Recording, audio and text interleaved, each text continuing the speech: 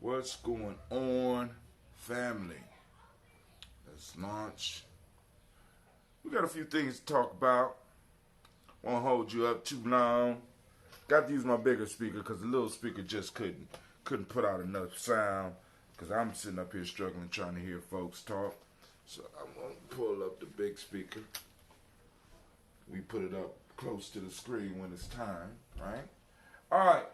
So, family, I am sending an invite into the entire fam so that we can have our toast and talk. It is Umoja. A lot of people are sitting at the crib right now, so I'm going to give people an opportunity to tune in. So, of course, we're going to have to go into our song real quick.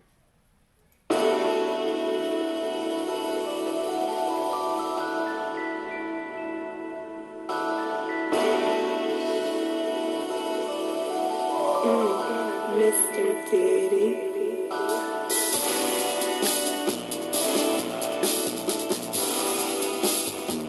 Drink your water.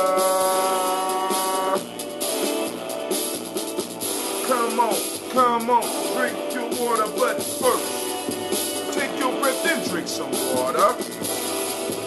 Take your breath and drink some water. Take your breath and drink some water. Take your breath. Drink, drink, drink, drink. Or should I breathe, then drink? Now grab your glass for some water. Get your container of that water. Lift the container of that water. Simply pour some. Drink, drink, drink, drink. Or should I say, live, pour, then drink. Now move your body and drink some water. Stretch. Move your body and drink some water. I know it's not early. Move your body and drink some water. Bam. Just move your body. Drink. Drink, drink, drink. Or should I say, move, then drink. Now raise your glass and toast your ancestors. Now raise your glass and toast your ancestors. Now raise your glass and toast your ancestors, fam. Just raise your glass. Drink, drink, drink, drink. Or should I say, raise, toast, then drink. Take your breath and drink some water. Lift and pour yourself some water. Move your body, drink some water. Raise your glass and toast your ancestors. Breathe, lift, move, toast. Come on. Breathe, lift, move, toast. But take your breath. Lift and pour. Move your body. Toast your ancestors. Break down.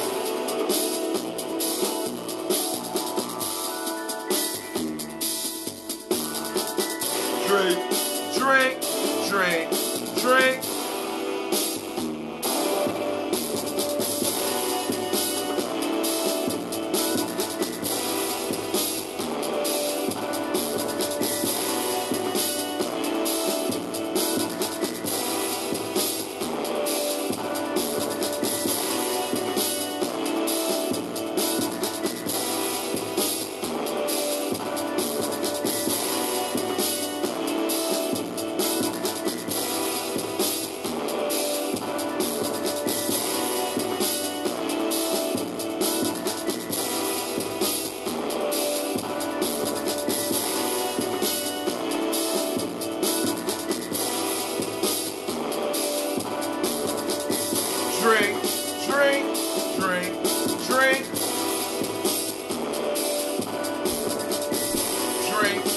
drink, drink, drink.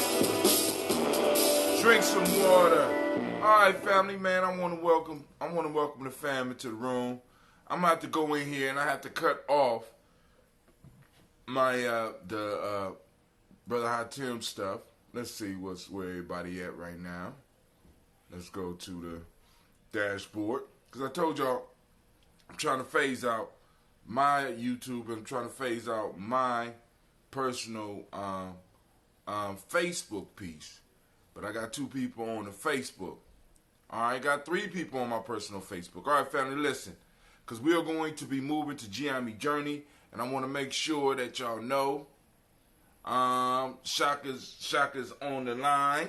The lines will be open. This is our Toast and Talk Umoja.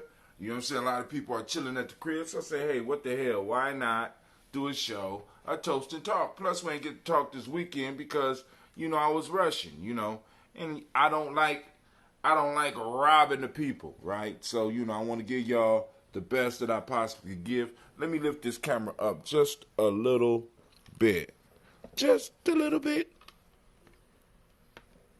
There we go. There we go. All right, so what we're going to do is we're going to do the toast first, and then I'm going to open up the lines. Maybe I might need to scoot it back a little bit or something. Or is it my daughter's messing up too much? That's a lot better. That's a lot better. All right, so we're going to do our toast. And then, of course, we're going to have our conversation. And like I said, the conversation will go in the direction that you need the conversation to go into, fam. I have a couple of things that I would like to hit. But if we don't get to hit those, I'm cool with that, right? Of course, we just had the Malcolm X Festival, so anybody out there, this is why I'm sending it out to all of the family out there, you know what I'm saying, those that had the opportunity to come to the Malcolm X Festival, you could talk about your experience out there. We got a bunch of stuff going on in the news, and some of them I'm going to cover. Gina taking over the station yesterday, she just jumped downstairs. I didn't know that. You know what I'm saying? Talk about that. Anything that's popping off out there in the community that we need to go on and hit up on, we can. Now, today is my first day of the 21-day challenge. The fast. I'm doing the fast for my challenge. You doing fasting? You fasting? Huh? You already did fasting. No, I did fasting last year. Yeah, every single year. Huh? Well, you got to clean yourself out. That's my daughters. They just mad because I ain't going to be going to eat with them. What are you doing? That's why I don't give you your own show. You just showing off. All right, so, like I said, because when I started the show, it was always along the lines of conscious. But, of course, in order for that, you got to have health, because health is that wealth. Health is the true wealth. So, I start off the show on a whole health piece. So, I'm on the first day of my fast, and it'll go a 21-day period, 7 days of water. I'm going to add broth, water, and the broth that I'm going to use is going to be a miso. So, it's a miso soup, water, broth, juice type thing. I gotta have vegetable broth and stuff like that. You know what I'm saying? No solid foods. Second week, first part of that week will be water only. And then 3 days, or is it 2 days? 2 days into the water only, I will move. I got my schedule around here. But 2 days into the second week of the water only, I will move into a dry fast, and that dry fast will go for 3 days. So you got 2 days of water, 3 days dry, then 2 more days of water. That's a total of 7. Stop before you hit my baby in the face. You're doing too much. Second week, real life here, Gianni Journey. So the second week will be dry, all right? So, my fault. Second week will be 2 days water, 3 days dry, 2 days water, 7 days. Then that brings us back to the juice, the water, and the broth. which will phase me right back in to my diet. Right now, I weigh 176 pounds. We will check next Umoja to see how much I lost or gained or whatever, you know, and just live a life, right? So because, like I said, I'm going to use this time to get in tune. I'm going to use this time to do some writing. I'm going to use this time to really get in line with myself. But, of course, you know, Ambrosia will be in that first and second week. Mine is unfiltered. Ooh, give me a favor, Gina. Huh? Go in there. Give me one of those. I want one of those. Give me one of those yellow tops. Thank you. All right, because I had some left from the festival. So we're going to pop this first. I need, Gina, go in there and bring me a big cup, if it's that big glass cup in there, and I need a bottle cap opener. But I'll save that for the conversation. This right here is the Justice League. Gonna help clean me out. Lemon, lime, ginger, and cayenne. Each one of those represents one member of the Justice League. The yellow, the lemon represents Superman, you know, the sun. The lime, which is very similar to my Restream connection, is weak. Let's see what's going on. Here you go. Thank you. I need a bigger cup to put it on. You can't just open my stuff like that. So we're having problems with the stream. I apologize. And it's dropping, folks. Very interesting. So I guess this might be the proper time for me to turn off. Somebody's still watching on Hot Tim. All right, family, I'm trying to move everybody to Giami Journey Media on Facebook, if you're on there, as well as Giami Journey on YouTube, because I'm going to start cutting those off. So let's go and get this libation off. You see a bigger cup in there? I don't see a cup back here, both. Oh, that'll work. Thank you, Sasha Mosh. Here you go. That is resourceful of you, my dear. All right. Needless to say, I'm hungry already. And we just started. I'm hungry. So Sasha Mosh brought me this right here. So you'll understand why in a second if you have never experienced this. We got somebody on the line. Who this on the line? She doesn't know. All right. What's up, Elder Lona? How you doing? I'm good. I just finished a long 50-minute walk at the park with my dog. I saw your text come across the door. All right, cool. So you just want to listen in. All right.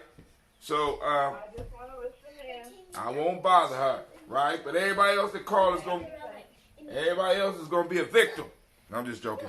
All right. So we're gonna pour our libations real quick, and then we're gonna have our discussion. Also, I didn't get a chance to upload the discussion that we had at the Divine Conversations yesterday. Is going up, and it should be available in maybe the next, if it's not available already, maybe in the next 5 minutes, it will be available. So we can talk about that if you want. What happened at the Divine Conversation.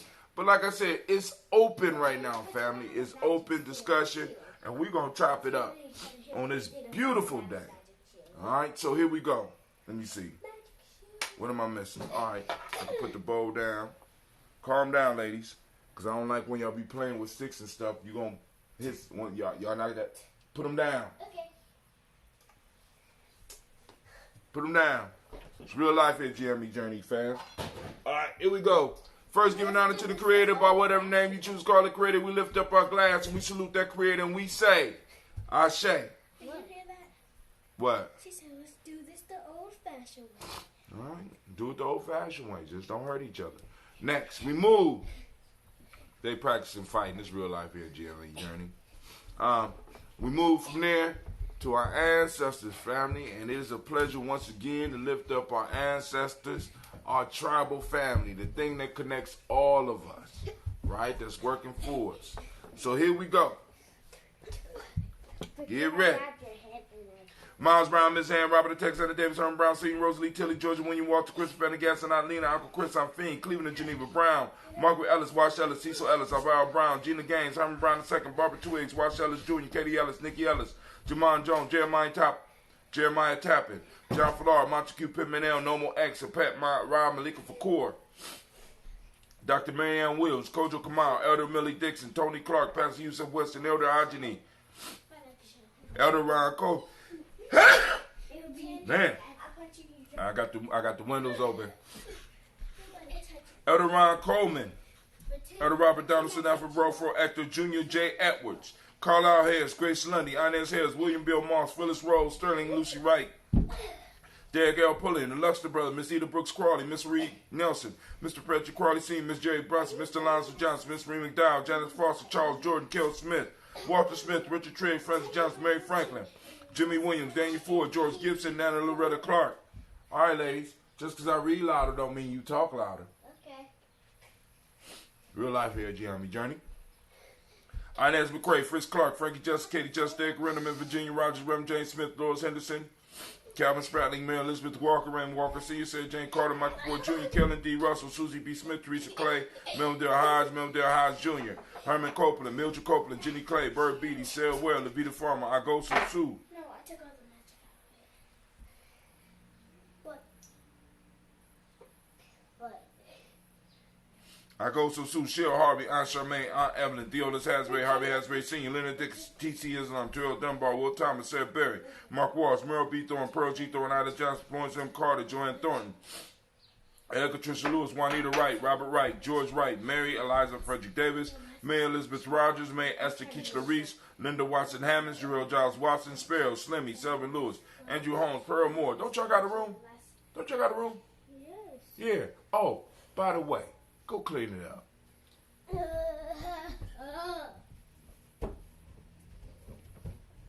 Real life here at Gianni Journey. We was at, let's start at Mark Walsh, Merle B. Thorne, Pearl G. Thorne, Ida Johnson, Florence M. Carter, Joanne Thorne, Erica Tricia Lewis, Juanita Wright, Robert Wright, George Wright, Mary Eliza Frederick Davis, May Elizabeth Rogers, May Esther Keachler Reese, Linda Watson Hammonds, Jarrell Giles Watson,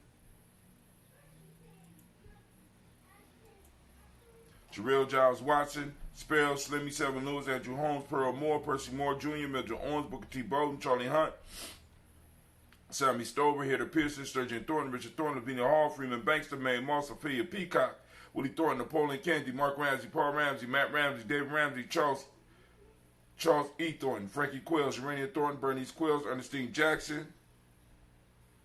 I think my daughter's been cutting my list. Excuse me. Real life here at Gianni Journey. Once again, Richard Thornton, Lavinia Hall, Freeman Banks, Mae Moss, Peacock, Willie Thornton, Napoleon Kennedy, Mark Ramsey, Paul Ramsey,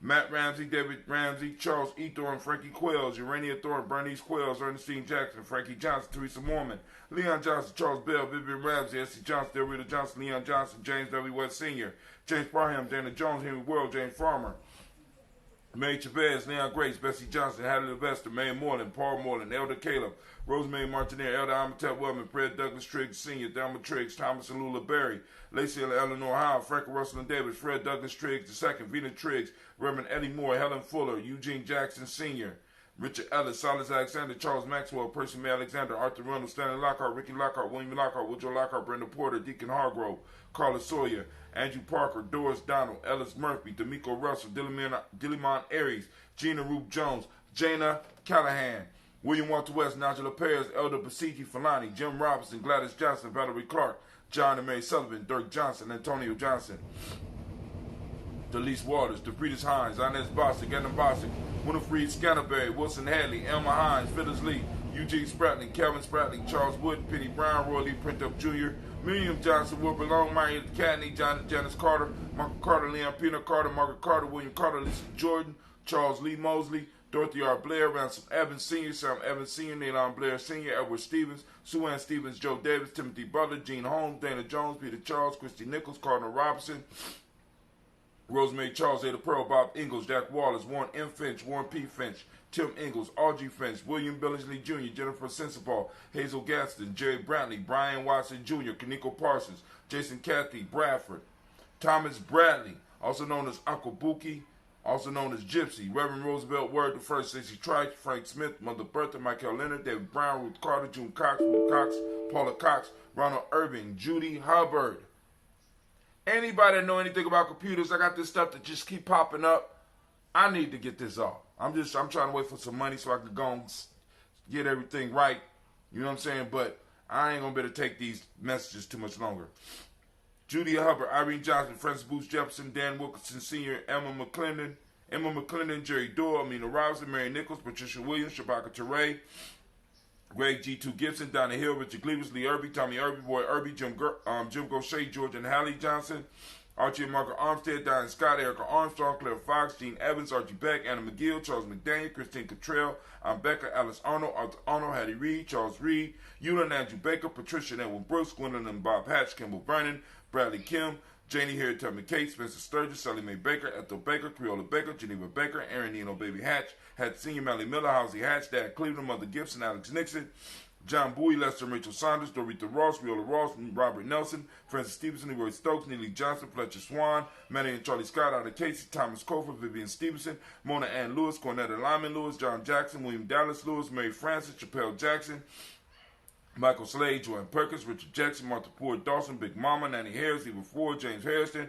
Margaret Towns, Mary Williams, Leroy Q. He Sr., Albert Moore, Miss Benella, Albert Motley, Geraldine Elizabeth, Douglas Thompson, Earlton Houston, Led Alls, Elijah Alls, Jerome Alls, Henry West Statton, Joe Jamel Alls, Ann Pierce, Donald Carter, Lady Green, Nathan Green, Beth Bond, John Dewey, Ruth Beard, Tim Butler, Remy Laura Newton, J.B. Foggy, Thomas Newton Sr., Barbara Naeem, Jeanette Sanders, Jerry C. Sanders, Roy Pruitt, H.J. Brantley Sr., Henry Wilson, Rufus Jenkins, Minnie Wilson, Catherine Sanders, Muriel Ellis, Elizabeth Sanders, Henrietta Irby, Mildred Armstead, Margaret Armstead, Catherine Anthony, Ruben Brown, Charles Walker Sr., Charlie Walker, Cecil Russell, Diane Urban, Haroon Phillips, William Ford, Margaret Logan, Phyllis Barnett, Lee Irvin Sr., Michael Irvin, Ozella Watson, Hugo Watson, John Caldwell Sr., Robbie Lee Caldwell, Nevaeh Mitchell, Ron McCormick Sr., Sabrina Easley, Reshawn Easley, Javea McCormick, Barbara Ann Reed, Dorothy Ann Reed, John Reed, Shekamaha Reed Jr., John Reed Jr., Patricia Reed, Edward R. Benson Sr., Ethel H. McNair, Louis Fernandez, Jacqueline Broadus, Reginald Oliver, Mazarine Corporate, George Swan, Emmanuel Grayson, Charles Scott, Charles A. Scott, Michael Morgan, Charlene Morgan,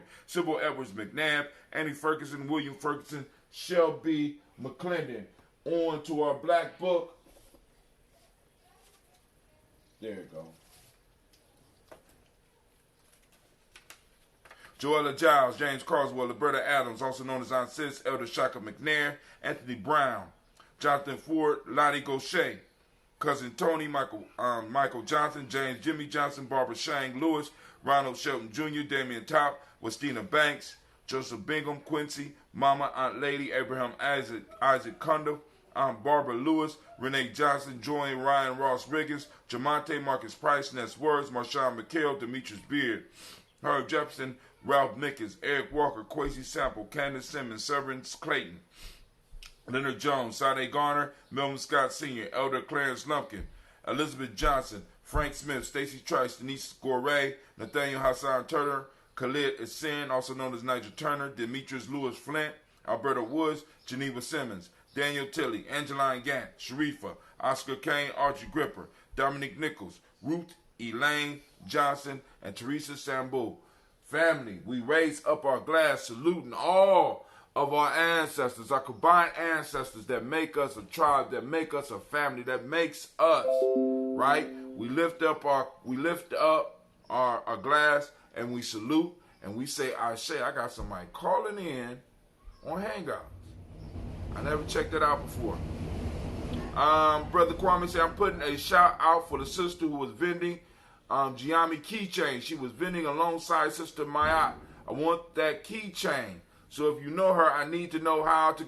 So family, now this is a whole nother reason that we're having the Toast and Talk, so we can talk about stuff like this. Because I didn't get a chance to see too many vendors. I had to run in and run out, run boom, boom, boom. Y'all know how it is. So anybody, Brother Kwame is looking for the sister that had the Giami keychains. I want me a Giami keychain too. Right? So anybody that know who that was, they probably on the list, and I don't want to have to call through the whole list to find out who was doing it. But yo, we lifting up our glass saluting all of our ancestors. and we say Ashe. From there, family, we move to the present moment, and right now we are on Umoja, the start of another magnificent and powerful week for all of us, right? We are in the present moment on Umoja right now in this moment. For those that don't speak the language, Umoja means unity. Now check this out. Activate your reticular formations. Can you find examples of unity in your family, unity in your tribe, unity in your community, unity in your village, unity in your organizations, unity in your job? We need to start focusing and seeking out those things that we want, that we need. And they out there. Our principles are acting. Regardless of whether they're conscious or unconscious, in some form or fashion, we all can find examples of each one of those principles. Take a picture of it, record it, video record it, make a comment about it, and post it up on Giami Journey's timeline, or in your timeline as well. Brother Kwame say, if we have Sister Mayat contact info, she would definitely know. All right, Sister Mayat. I got him. I don't remember who that is, bro. And CeeLo is screaming, there is no tomorrow, because I ain't been playing that. All right, so for the now, I'm going to do it for a special request.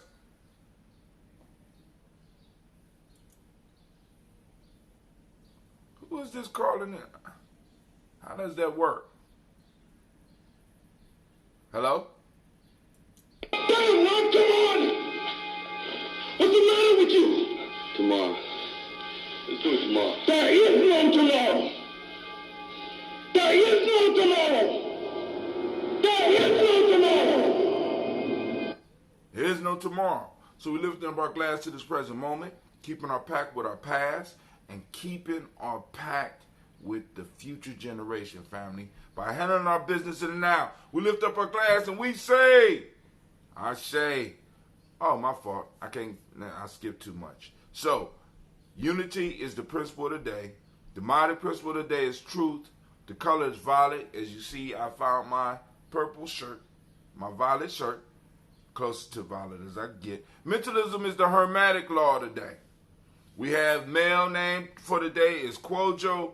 Female name is Ajua. Right? So, we lift up and we salute this moment and we say, Ashe. Christine, Miss CeeLo say, why not? Sometimes I feel like it, sometimes I don't. Sometimes it's up, sometimes it's not. So we just make it happen here at Giami Journey. She is Brother Ed's Patah Ra lady friend. Okay. All right.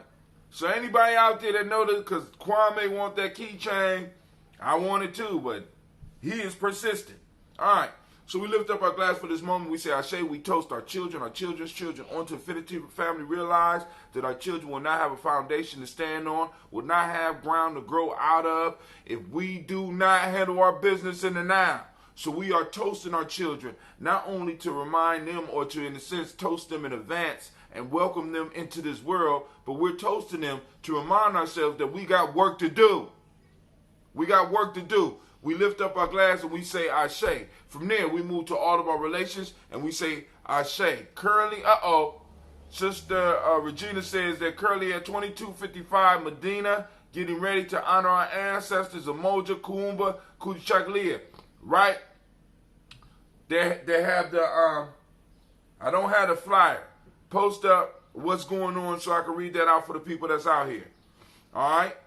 Then also, somebody can call in and talk to us while it's happening too, because I'm going to be up here for a little while. I don't know how long.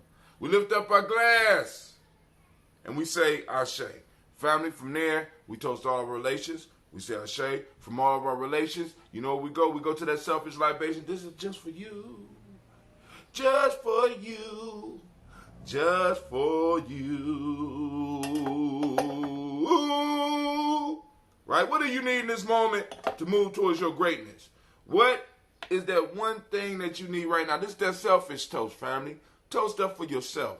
Pray for yourself. Toast and pray and pour for yourself. We lift up our glass and we say, Ashe. From there, family, last but not least, I toast the most magnificent, uplifting, inspiring, beautiful, intelligent, most learned, strong, bravest individual in the room. Don't be shy. I'm talking about you. Go on, stand up, take a bow. It's you. It's you. It's you. We toast and we say, I say. Family, we at the journey.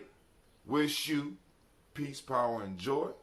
And 100 years, and we say, Ashe, Ashe, Ashe. All right, now the lines are open. Hold on.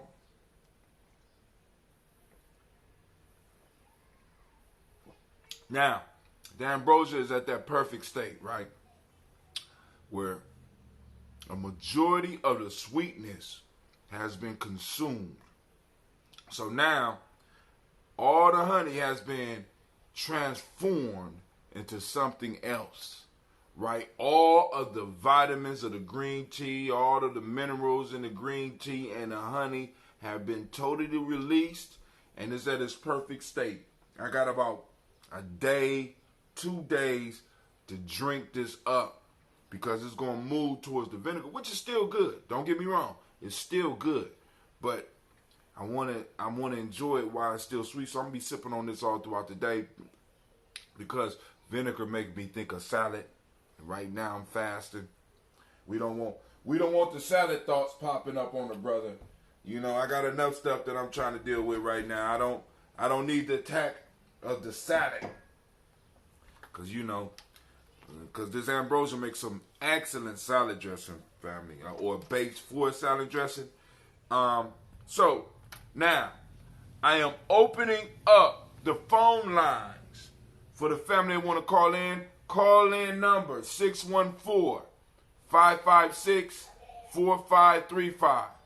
Once again, number is 614-556-4535. I'm going to type it in on both platforms. Let me make call in number 614-556-4535. Let me put it on Spreaker as well. I don't believe that is it still recording? All right. So I might be able to do a lot on my phone. All right. Call in numbers. Call in number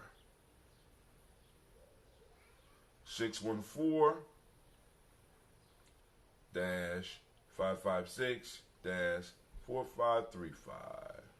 Bow. So call-in lines are open, family. Open discussion. What is it you want to talk about? Kwame said, I will have to put in an early order for my Kwame drink as I am using it to heal me from some kind of stomach virus, perhaps, or something not quite right in my belly. Now, all right, I will start brewing around the 30th. Not brewing. I will start fermenting around the 30th. But, for that right there, I'm going to say this, Kwame. I do have some bottles of the Justice League. And that'll get up in there and knock that shit out. But you already know how my small bottles be, bro. You know what I'm saying? So you need to be supervised when you open them because you know how they be. Those that get my bottles, y'all know how the bottles be. So I'm going to open this one, see how it is. But I got at least, 1, 2, 3, 4, 5. I got enough for a gallon. And I think that might help you because the cayenne will help push that out along with the ginger and the lemon and the lime. I think that might work a little bit better than the Kwame. But the Kwame is cold. Don't get me wrong. If you want to order, if you want to wait for it. But if you need something now, I got the Justice League. So let me know what you want to do. I keep them in individual bottles, or I can pop them open and put them in a gallon. But I think it might even be better for you if you keep them in the bottles, pop it open, let it do its thing like we're going to demonstrate on the show real quick because I'm going to be able to back the camera up. Because soon as this thing gets the way I want it, I'm going to be able to move the camera and do all this stuff and have the camera follow my face. This equipment that I'm getting is coming slow, but it's coming for sure. So let's go and finish up this batch. Or I got a whole nother gallon of original if you want that as well. My piece is I want to get to you what you need as soon as possible, but I will not be able to start until the 30th, and I'm gonna have to brew enough to go all the way because I'm gonna try to brew on the 30th. I'm gonna have to brew exactly on the 15th, and I'm fasting, so I'm gonna be kind of in and out of reality. You know what I'm saying?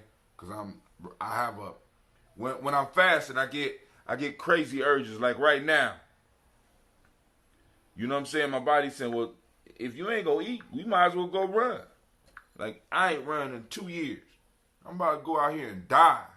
You know what I'm saying? So, you know, I get these crazy thoughts. So, family, lines are open. Or, actually, what do I got left? How early are you talking? Because I think this ginger and lemon lime will work for you. But I got some black seed. I got some dandelion root. I got to get the burdock root. I don't have the burdock root. How did you enjoy it with the live burdock root?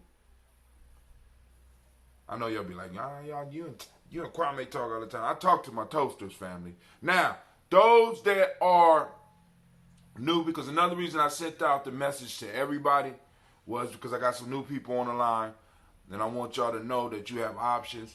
Now, we don't text as far as the Daily Toast. We don't text everybody on the Daily Toast. I have a certain crew of people that I text on a daily basis for the Daily Toast. He said, I'll wait for my Kwame drink. Honey Bunny can add cayenne or some of the other stuff to what I have here with me right now. Uh-oh, there you go. All right. So here we go, family. I can't remember what I was talking about. Real life here, Gianni Journey. Oh, I get delusions when I be fasting, so I might have to put on some running shoes and get out here. You know what I'm saying? Because you know I ain't eating. I gotta do something. I got little side things that I do, and all of them are not super healthy. But I have to do stuff to kind of keep me sane. You know what I'm saying? Because it's a lot of stuff that goes on, and you know, and part of this show is not just therapy, not just for me, but it's, you know, for our community. We got to be able to talk about some of the things that have been affecting and that has been hindering us as far as our growth. You know, so we've been doing this for about 3 years now, at least in the format and the way that we're doing it now. But we have to get to a point where we can actually start sitting down and having those uncomfortable conversations.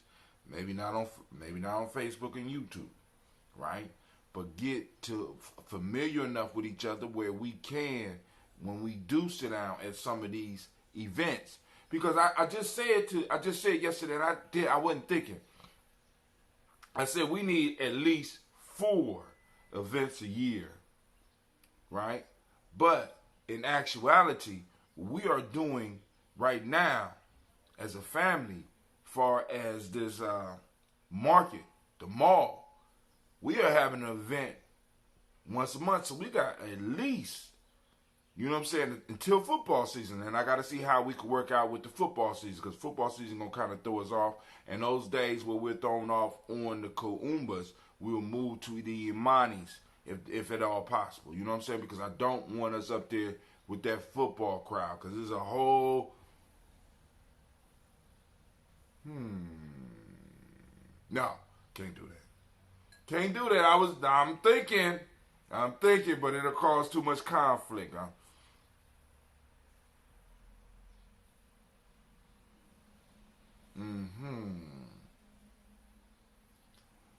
No. Let me think. Y'all already know my mind is working on that shit, because I just thought about that shit. Because football, family, listen. If the Black Panthers would have started a football league, we'd probably be free. I'm just telling y'all right now. Because them parents, and when you do the sports and the basketball, the next generation of young leaders coming up, start a football basketball, I mean, you know what I'm saying? A lot of stuff that the recreation centers in our communities do with these little leagues, we need to start leagues, right? Why? Because the parents are so proud of their children and they're so proud of the teams.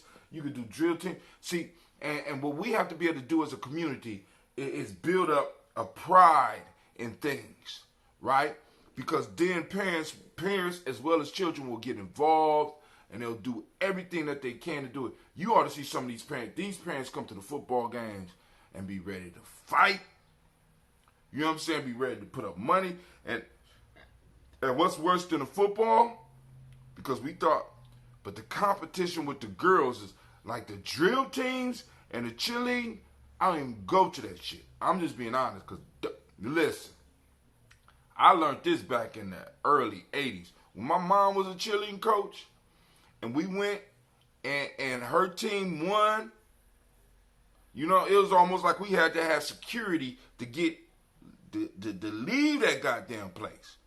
It was violent back then. I can only imagine, because one time some of the sisters was like, come on, brother Tim, you can go and judge. Hell no.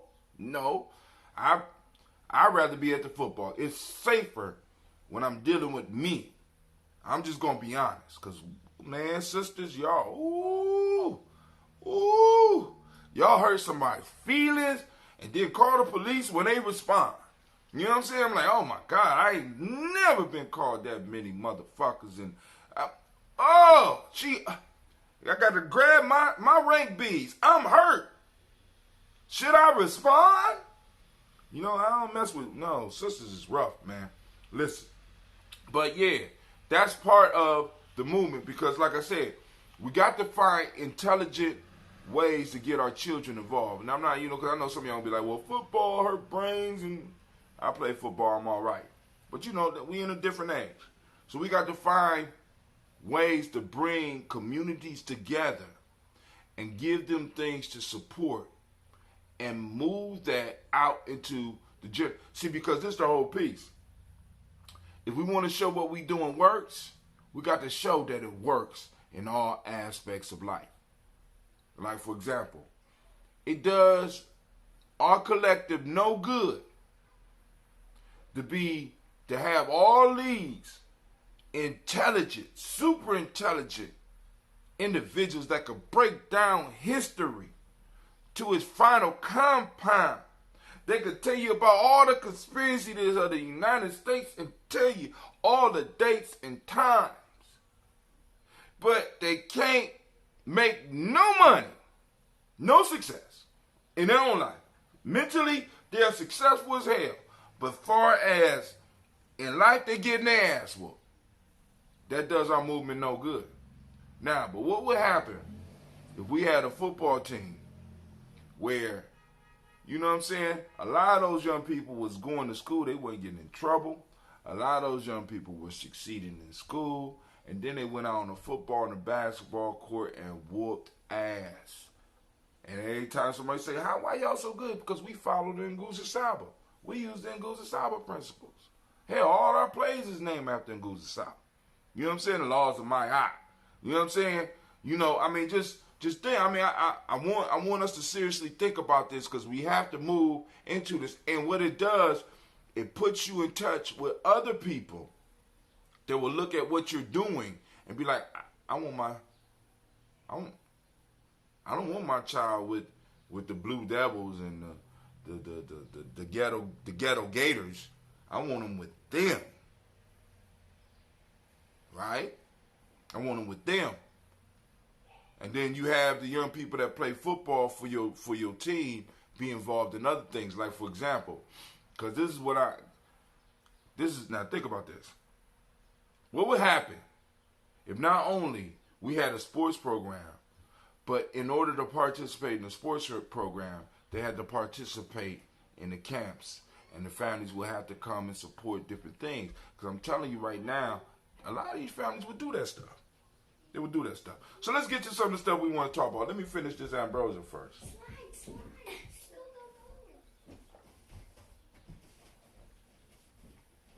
And call-in lines are open, 614-556-4535. Brother Kwame say, run a Tahuti sweep right on 2.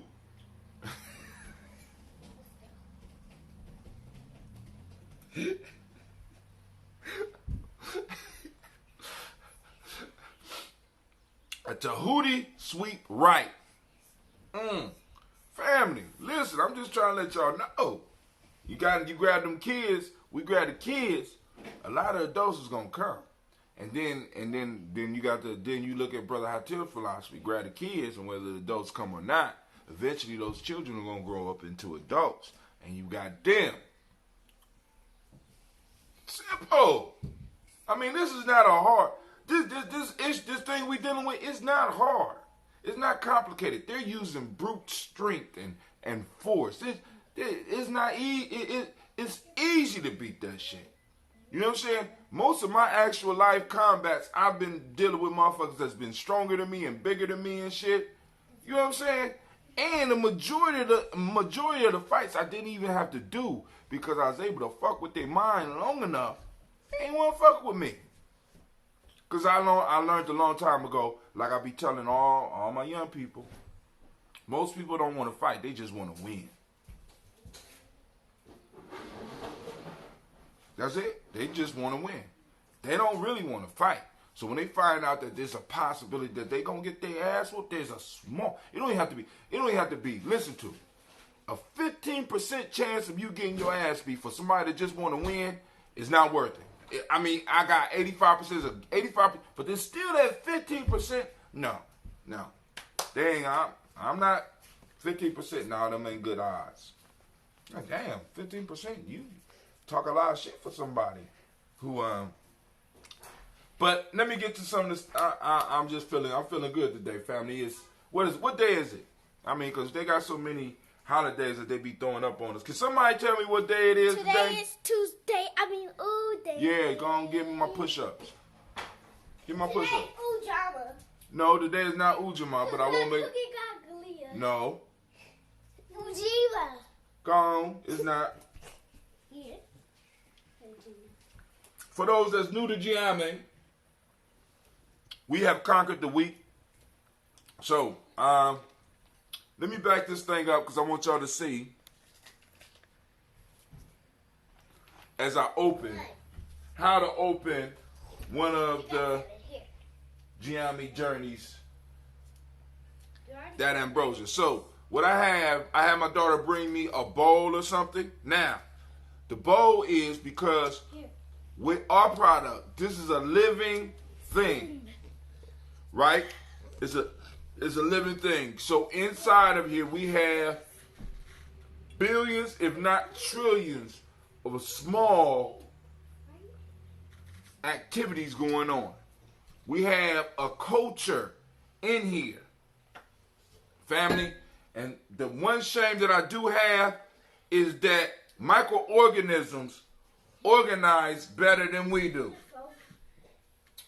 How can a so-called brainless organism understand and organize better than us?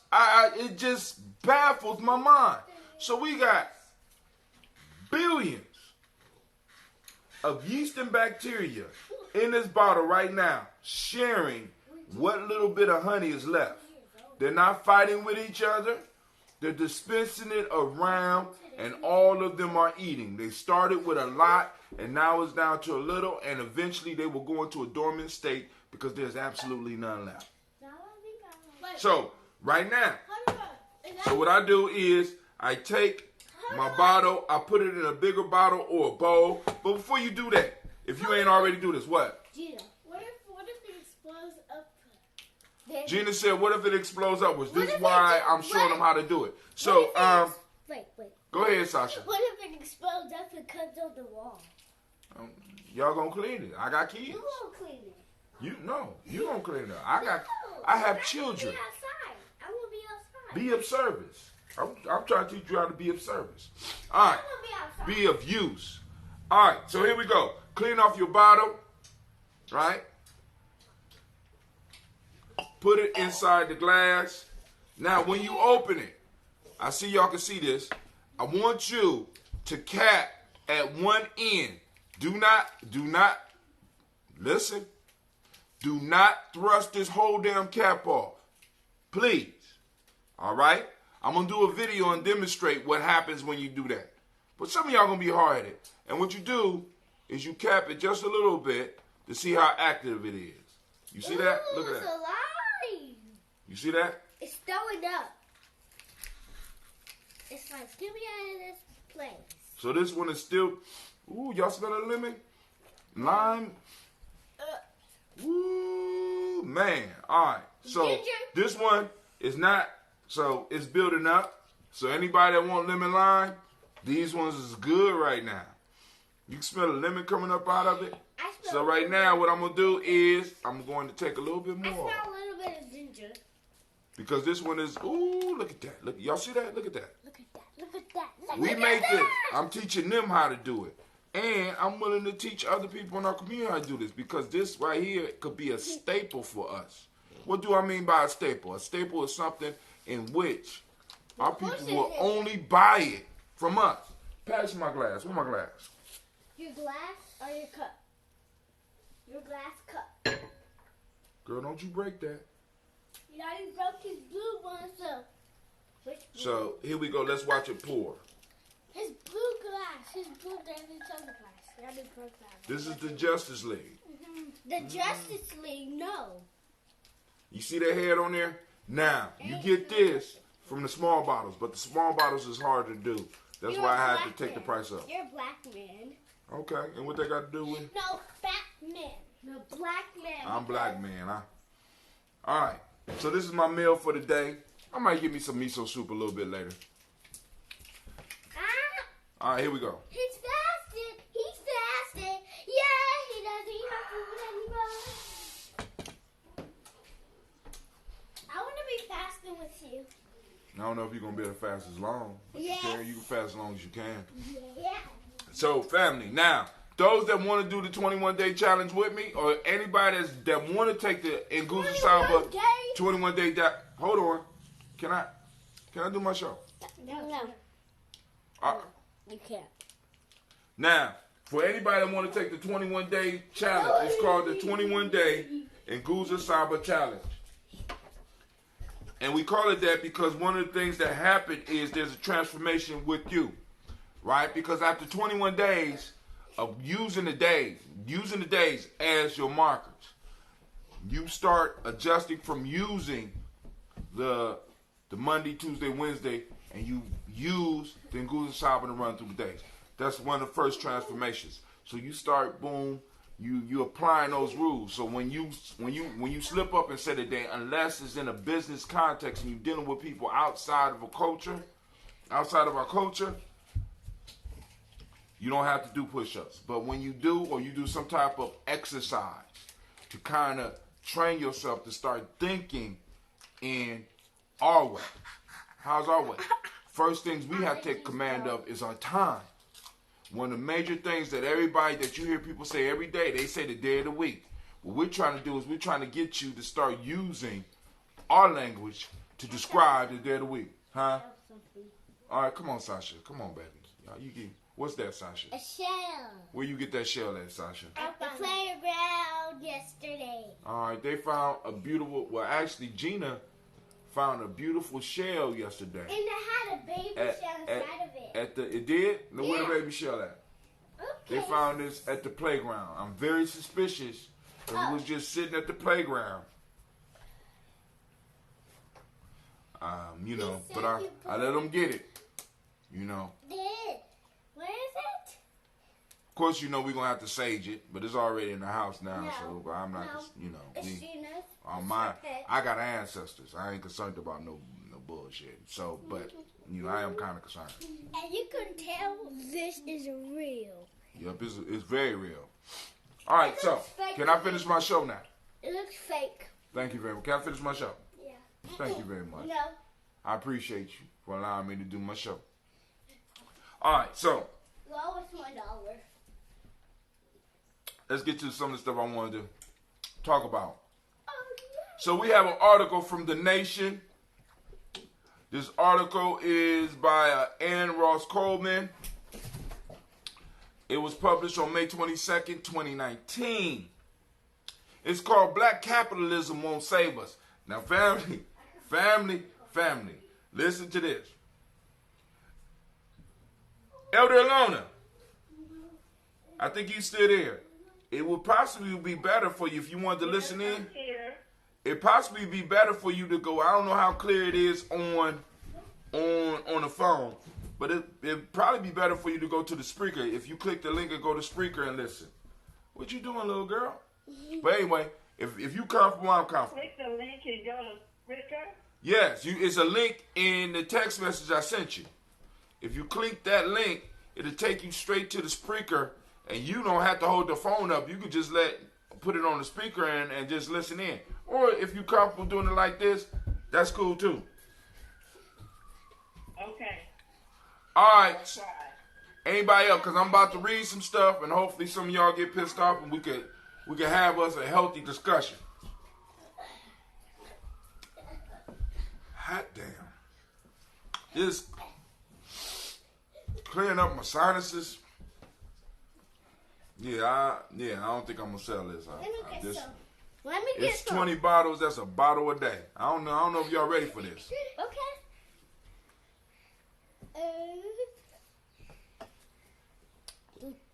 Good.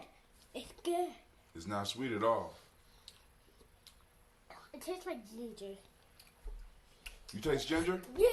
So I put the right amount of ginger. What you think, Gene? It's not bad. It's not bad. Sour, gingery, a lot of gingery. All right, so now before I get into this, I just want to thank everybody that came out. Can I do it?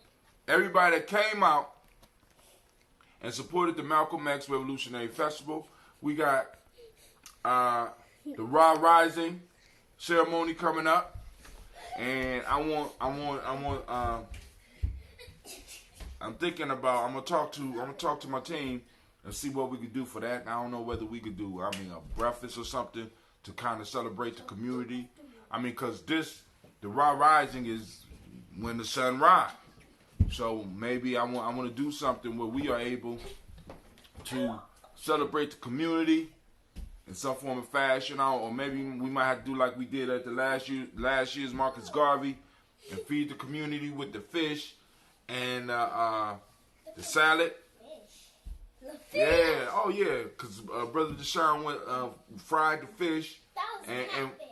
And no, it wasn't no catfish. Yes, it was. Yes, it was. Yes, it was. God, it's real life here, Jimmy. Catfish. Pray It for was me, family. Pray catfish. for me. It Pour was for me, please. catfish. It was catfish. Catfish. Because Catfish. this is like my second or third set of kids, and I'm just not really. Catfish. I'm not really. Catfish. They're young, Catfish. Shut up. Catfish. especially girls, man. I didn't never had girls in my life until they was like What is wrong with 13. that? I didn't get my daughters till they was like 12, 13 years old. This 14. is 14. crazy. It's 14. I'm trying. So pray for me. Don't pray for Pour him. libations for me. He got do not.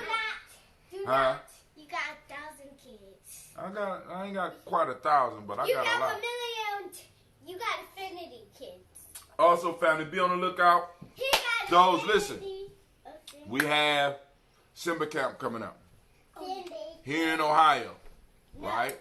It's going to be in July. I don't know exact time in July, but Simba Camp will be coming up, and we will be having one camp in Ohio.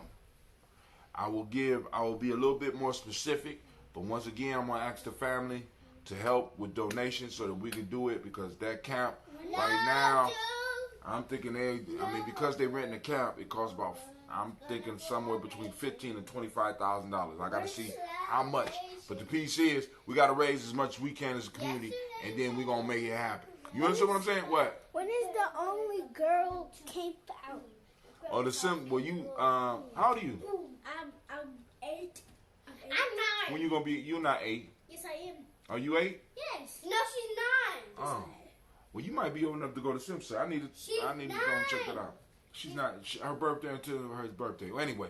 All right, so back to my article. I'm 6. Back to my article. No. Black capitalism won't save us. Celebrities like Killer Mike and Jay-Z equate black ownership with liberation, but you can't end racial equality with consumerism. By Aaron Ross Coleman. Let's go and check this out, because I think this is good conversation here. Last month, Jay-Z fumbled his tribute to the slain rapper and entrepreneur Nipsey Hussle, performing a eulogy. Put that back. It's real life here, Jeremy. Go on. Okay. Last month, Jay-Z fumbled his tribute to the slain rapper and entrepreneur Nipsey Hussle, performing a eulogy freestyle in New York City's Webster Hall. He told his audience they could best honor Nipsey Hussle's legacy by claiming eminent domain over their neighborhoods and gentrifying their community. The performance drew shock and condemnation. Being told to gentrify your own neighborhood by someone accused of gentrifying his own is predictably infuriating. Now, if those that don't know what he's talking about, basically, Jay-Z was a front man for the Brooklyn Nets or whatever it is, and he went to the community and got them to agree with it, possibly made promises that wasn't delivered on. They moved all the poor folk, all the black folk, because we know when all the black folk out, got rid of them, didn't provide the job that was promised, and then gentrified that whole community, right? Because you know you want people that's gonna buy tickets. You want season seat holders. That's not who's living in Brooklyn, that part of Brooklyn where they built the building at. They need to attract a whole nother audience. So they have to gentrify. That means remove one group and bring another group in to take advantage of all of the beauty and all the stuff that's going on there, right? The culture. Brother Kwame say, hey Mama Alona, cat in 10. Now, for those that don't know, this is our new call out in Giami, so we all gonna have to learn this. Cat in 10. Cat in 10. Cat in 10. And Kwame could call in and tell us how to pronounce it properly. But basically what this means is our own thing. This is our thing. You know what I'm saying? What we doing as far as the building, as far as Tawi, as far as Giame, as far as our family, Cat and 10. This is our thing. Our thing, right? You know what I'm saying? We have to become and start putting this in ourselves and putting it in our children. This is our thing, right? And as the market start growing, and because I want you to understand this is the ultimate vision. As the market start growing, it is able to at least provide a few money-making opportunities for all the vendors there, open them up to the community, and it is able to support maybe 2 or 3 jobs within the management and the advertisement and the cleanup afterwards for individuals in our tribe. Please understand, all kingdoms are built on the foundation of the market and the controlling of the market. I mean, I'm not playing. Let's get back to the article. Shouts out to Sister Navita. I see you out there. Shouts out to Sister Navita. Shouts out to who Gina. kept everything in line. To Gina Gaines. That's who Gina's named after. But you know, we on something else. Gone. I swear, I could have swore I paid enough. Y'all got your own room. Why y'all bother me? Because you're bored. You're dad. And we're bored. And y'all bored, okay. And all right, so let's go back. Show's bored. And my show's bored? Yeah. Your mama. It needs a little bit of pow. It needs a little bit of pow, pow, pow. The show needs a little bit of pow, pow, pow. When I say a little bit, I mean a lot. Oh, okay. Thank you, Sasha. You're welcome. All right, here we go. Yet Jay-Z wasn't the only public figure mining the rapper's death for free market talking points. So obviously this dude don't like Jay-Z. I mean, I'm just saying, all right. Yet Jay-Z wasn't the only public figure mining the rapper's death for free market talking points. Senator Cory Booker resurrected Nipsey's mission to buy back the block. Issa Rae emphasized the importance to own in our own communities. Blabbity touted the need to bank black. Get ready, y'all. Get ready. Because I need some call-ins on this because we're about to talk about this. Can we go to the woods? What? Can we go to the woods after this show? That might be a possibility. I ain't making no promises because I might want to sleep. What? That is laziness. But you know, I do. You right. Celebrities and well-wishers surely have good intentions when they make plans to revitalize black areas like Nipsey South Los Angeles, but entrepreneurship and consumerism can only do so much because the reason black neighborhoods are troubled, mass evictions, mass incarceration, double-digit unemployment, redlining can hardly be blamed on the dearth of black ownership. He about to get deep. Changing them will require political and artistic narratives that extend far beyond the scope of black commerce. Long before Nipsey's death, the mythical prowess of black-owned businesses loomed as epic folklore. Now, family, listen.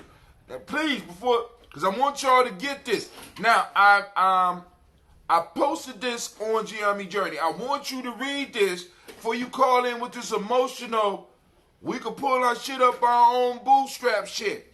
Please read and get an understanding of what this dude is saying. Because the whole, how can I put it?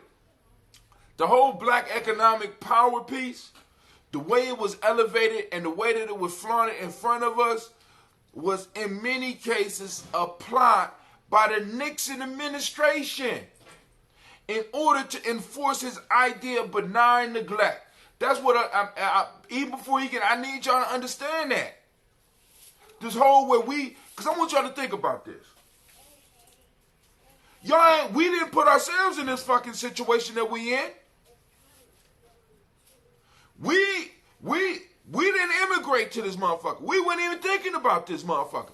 We were snatched up and brought over here with the cooperation with some of our people over there, and with the cooperation of some of the people in Europe, and with the cooperation of the people in America, and there's a debt owed. And we have to be very clear about this shit. So before anybody get on my timeline or get on my show and start talking this, pull yourself up by your own bootstrap. First, pay me what you owe me so I can buy my goddamn bootstraps. This is the piece that we are so used for taking the blame for what others did. We have found ways to justify it. And people have used clever campaigns to trick us into drinking this. In mass. Hold on, speaking of drinks, I'm drinking some Ambrosia. Hold on. It's poison strawberry. It's not poison. You don't pick the strawberries off the wild bush yet, baby. Let them get big. I'm experimenting. But it's good. You can eat it. We can? Yeah, it won't kill you. Might hurt you a little bit. We can eat it. All right. Okay, this is so wild. So guys. The long before Nipsey's death, the mythical powers of black-owned businesses loomed as epic folklore. From Malcolm X's speeches calling black community to build companies larger than General Motors, to Jay-Z, the story of OJ, in which the rapper tells dealers to take your drug money and buy the neighborhood.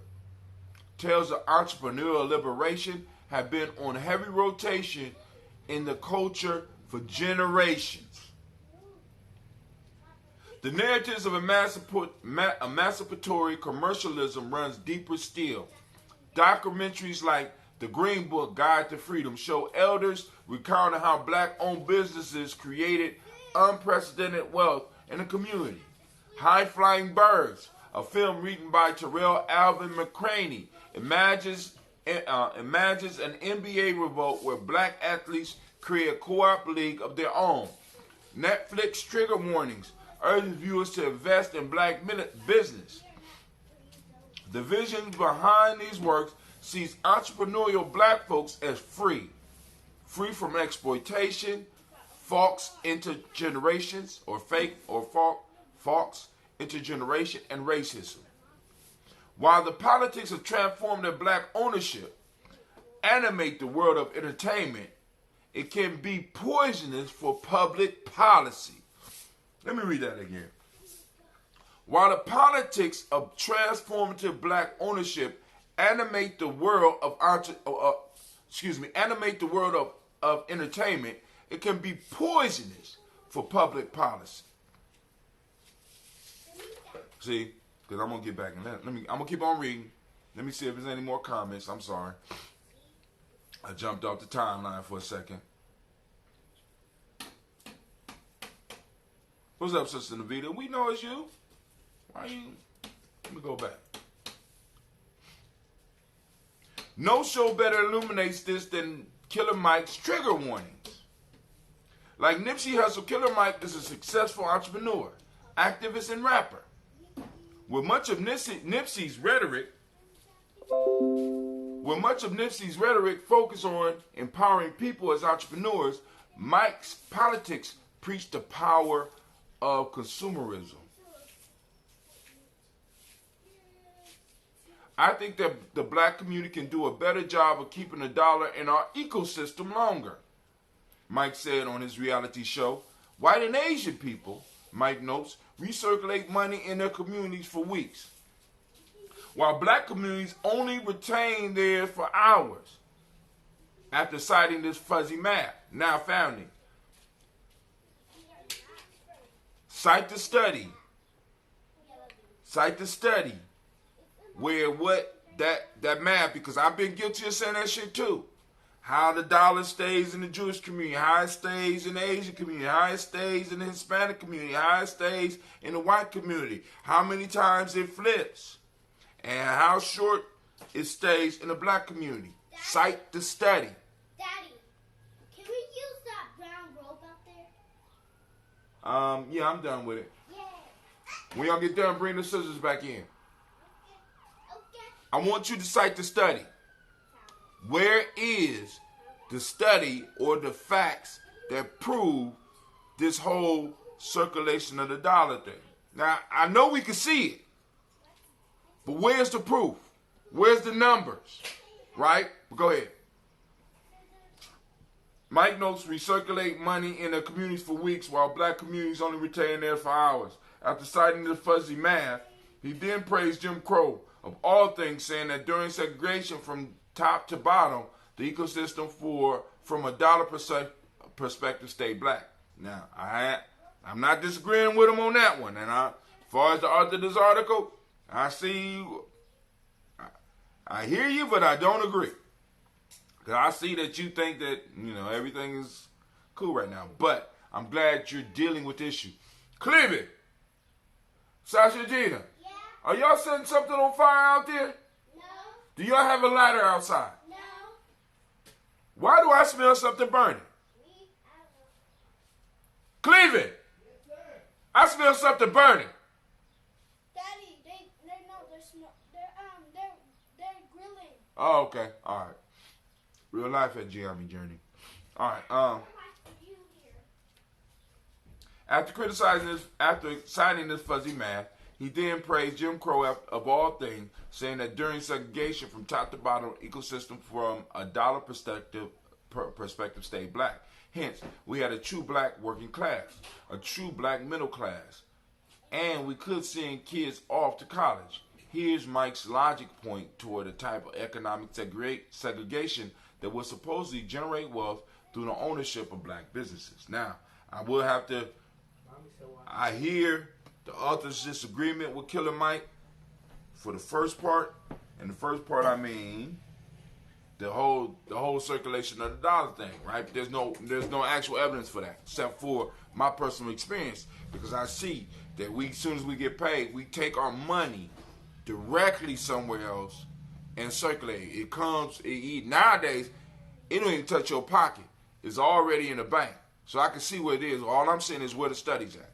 We need to develop those studies. One, to support what we saying. Two, to prove to other black folks like that might come like I'm coming at right now and say, where the facts? We the goddamn facts right here. We surveyed 10,000 black folks, and this is how they spent their money. And it stayed, actually, it never touched the black community. All right? But the piece I'm saying is, I agree with the whole piece as far as the whole segregation piece.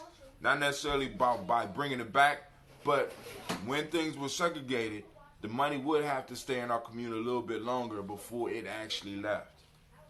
And I think, you know, we lost that. We lost, you know what I'm saying? We lost a whole lot when segregation in a sense was ended. And so many of us was wanting to go get that cold white man ice, because y'all know the story. The white man ice is colder than the black man ice.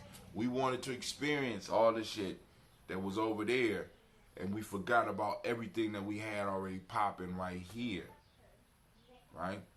Then with the expressways and the inner belts and all this, there was a direct attack on separating us from our money, making it harder for us to spend with each other. And that's something that we have to combat. But let's keep on going. Politicking with a group of black barbers. Hold on. Well, I must skip. Mike's logic points toward a type of economic segregation that would supposedly generate wealth through the ownership of black businesses. Politicking with a group of black barbers, Mike concluded that because we aren't focused on our dollar, our whole community seems to be suffering. The first episode follows Mike attempting to ameliorate the suffering by living black. He commits to consuming goods only from black-owned businesses. Good luck with that one. I seen that. That was a sad episode. With black supply chains, which leads him to face the limits of racial autarky. Autarky. Whatever the fuck that is. I gotta look that word up. Somebody look that word up. Autarky. Autarky. Racial autarky. I gotta look that up. I can't go no farther. My interest. Wait, hold on. I got Google. I mean, what the hell? Just go on in. Highlight this. Come on now. Notebook, push bullet.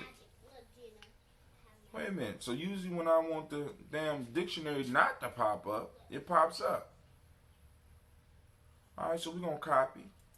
And we're going to go and post it over here and put it in the dictionary. Autarky. How to pronounce it and everything. I got dictionary.com. This is where all these apps come in handy.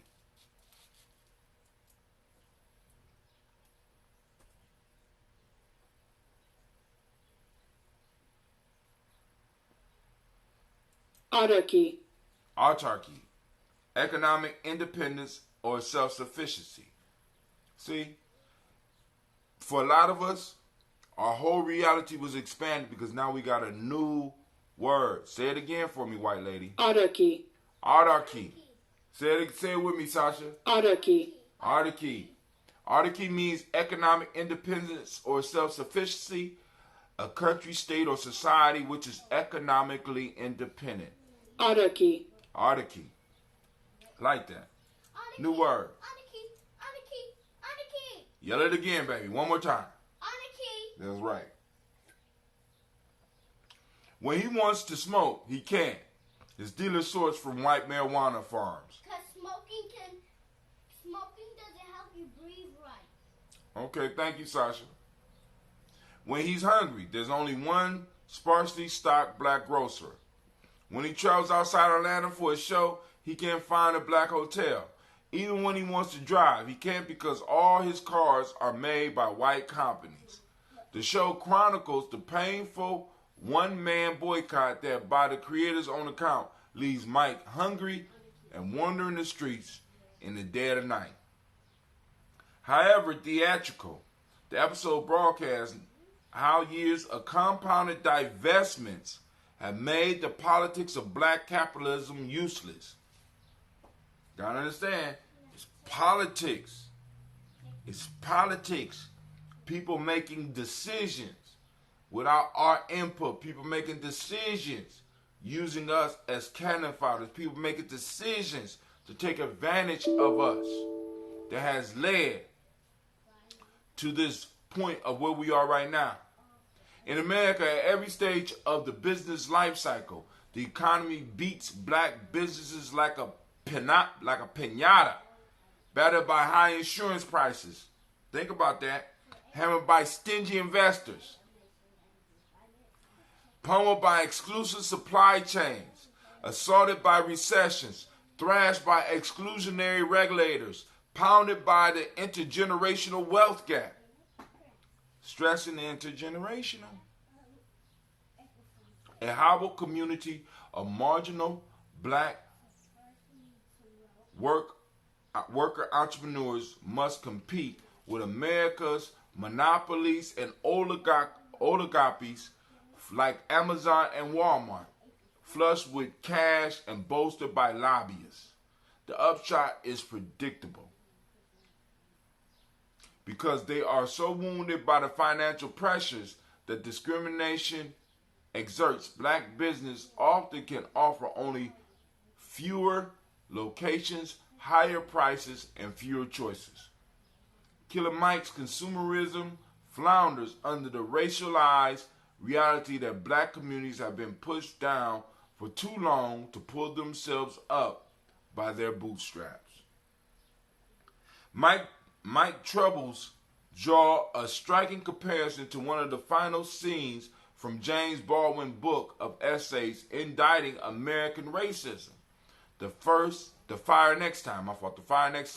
After a long interview at the Chicago estate of Elijah Muhammad, Baldwin debates his chauffeur, a young member of the Nation of Islam, who tells Baldwin how the black dollar could support a self-sufficient economy free from the ills of the country's bigotry.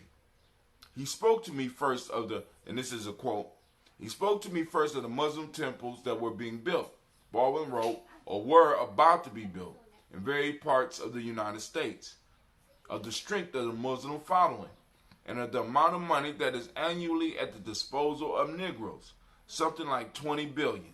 That alone shows you how strong we are, he said. Baldwin, a well-read, well-traveled debater, quickly gives the young nationalist a two-piece. He spoke asserting that additional segregation would shrink black spending power. He prods inquiring about the political ramifications of a less productive economy. As he goes on, the man's face soon contorts, sensing that the driver is out of his depths and conscious enough not to break his spirit. Baldwin pulled back, and speaks directly to the readers instead. Here we go. This is James Baldwin. I was thinking, in order for this to happen, your entire frame of reference will have to change, and you will be forced to surrender many things that you now scarcely know you have. I didn't feel that the things I had in mind, such as the pseudo-elegant heap of tin in which we were riding, had any very great value. But life would be very different without them, and I wonder if he had thought of this. The shortcomings Baldwin saw in the driver's politics in 1962 undermine Killer Mike's today. Baldwin wrote that the massive black boycott would cost the driver his car, just as it claimed the Atlanta rappers on trigger warning. Not to mention his cell phone and his diet.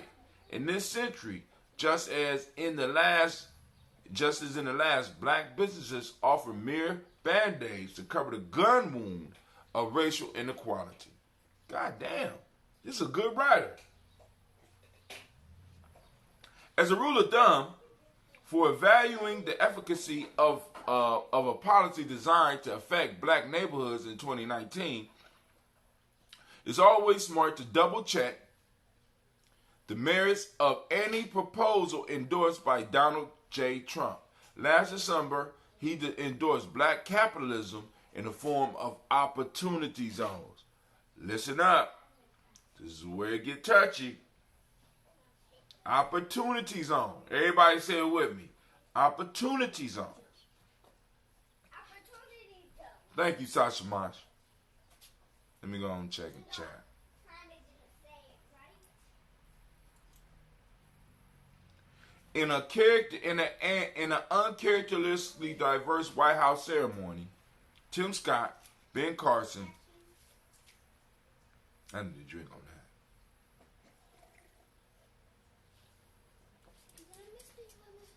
And a cadre of bald black men in dark suits flanked Trump as he introduces opportunity zones executive order. On its face, it looks benign. The program promises to leverage tax breaks, and lean on investors, entrepreneurs, and historically black colleges and universities to revitalize urban and economically distressed communities. But as with many of Trump's policies aimed at communities of color, opportunity zones flow from what legal scholars like Mercer Baradaran describe as cynical and racist origins. Sasha and Gina, if y'all planning on going somewhere, y'all need to take a shower. We took a shower last night, though. Did y'all? Yeah. I don't remember y'all taking no shower last. What do y'all do? What are you doing? What are you doing? What are you doing? Me? That ain't answering my question. What are you doing? Don't be messing with my tomato plant. We're not. What you doing? We're making DIY. You making what? DIY. That means do it yourself. You don't make DIY, you do DIY. What are you doing? We're making it. I'm doing DIY. Okay, if y'all can package that, we can sell that. We need some money. If you can package DIY, which means do it yourself, I'm done. Real life here, Jamie. No, we're doing 5-minute craft. Okay. In her book, The Color of Money, got the book, Black Banks and the Racial Wealth Gap, Baradaran explains how the program was innovated in Richard Nixon's administration as he took office in 1968. Black Americans reeled from generations of discrimination.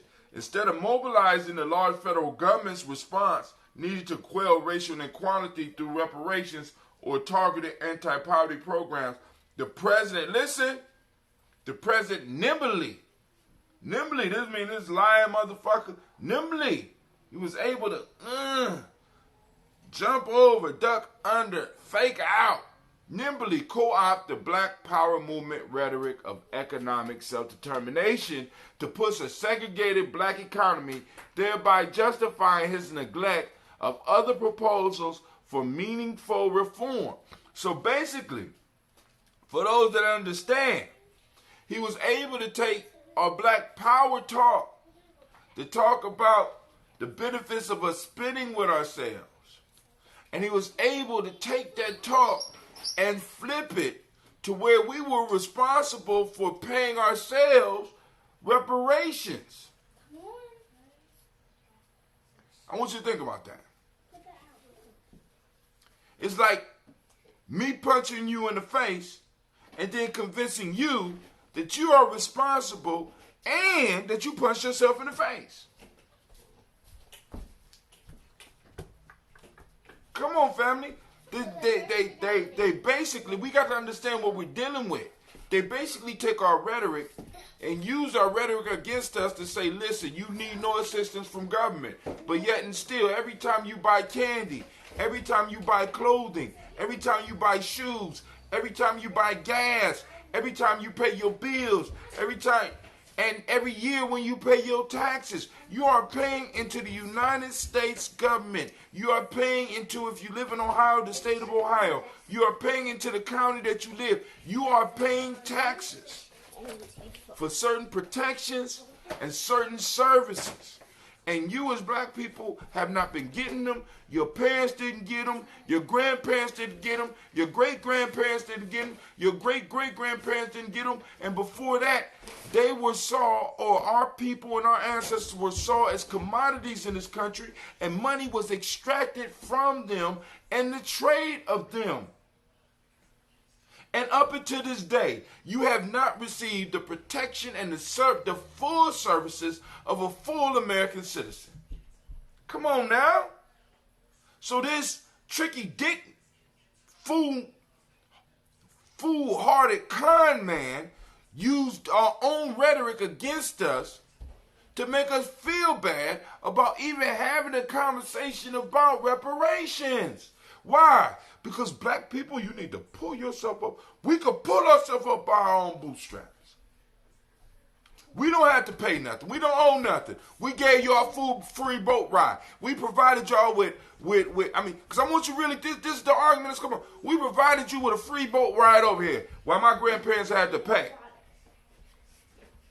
We provided you with shelter and food so that you could work and you could serve the country. So why can't you pull yourself up by your own bootstraps? This is the argument that's being launched at us. This is what people are saying to us. And it's okay. Is it? We need to mentally, spiritually, socially, psychologically, and in some case physically start slapping motherfuckers in their mouth when they form their lips to even say some of this shit to us. I'm sorry. You know, y'all know how I get. I get excited and I jump off into my own shit. All right, so let's go and finish reading it. In her book, The Color of Money, Black Banks and the Racial Wealth Gap, Baradarian explains how the program was innovated in Richard Nixon's administration as he took office in 1968. Black Americans reeled from generations of discrimination. Instead of mobilizing the large federal government response needed to quell racial inequality. Baby, I am doing a show. What do you want? I need jalapenos. No, those are not jalapenos. They're still kind of hot, but they're not super hot. Y'all want to grow jalapenos this year? Should we grow jalapenos this year? Yeah. Okay. Instead of mobilizing the large federal government response needed to quell racial inequality through reparations or targeting anti-poverty programs, the president nimbly co-opted the Black Power movement rhetoric of economic self-determination to push a segregated black economy, thereby justifying the neglect of other proposals for meaningful reform. This program was black capitalism, a series of meager tax breaks and incentives touted as enabling a black entrepreneurship that would supposedly redress generations of racialized American plunder. I like how this writer cold as fuck. Let me go back. That rolled off this program was black capitalism, a series of meager tax breaks and incentives touted as enabling a black entrepreneurship that would supposedly redress generation of racialized American plunder. Please understand, family, we have been plundered. We have been plundered. Look the damn word up. Plundered.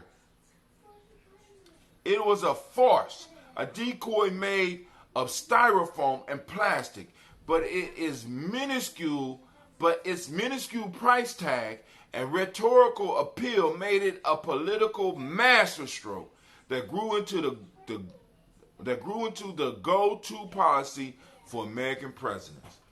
Ever since Tricky Dick launched this shit, everybody else has launched this shit on us. Do it yourself. We will provide tax breaks. What? How many of y'all out there need tax breaks? Well, I like myself. Put my little bit of money. We did our taxes. I kept all my receipts, all the donations. As a matter of fact, I hounded somebody to make sure that I get the receipts. Lost it, and they got it right back to me anyway. Made donations to Tawi. I'm like, all right, cool. I'm going to be able to use this. I got almost $1,000 in donation that I've been given personally. I go and I do my taxes, but really, the amount of money that I'm making between me and my wife and what we putting on the taxes, it didn't even affect shit.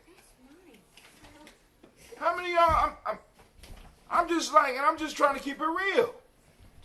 I didn't even need the shit. Should I be like, fuck? Alright, I know somebody out there like, you did your taxes wrong. That's cool. Use TurboTax. I want to save time. Carter did it. Reagan did it. Clinton did it. Obama did it. And Trump is doing it now with opportunity zone.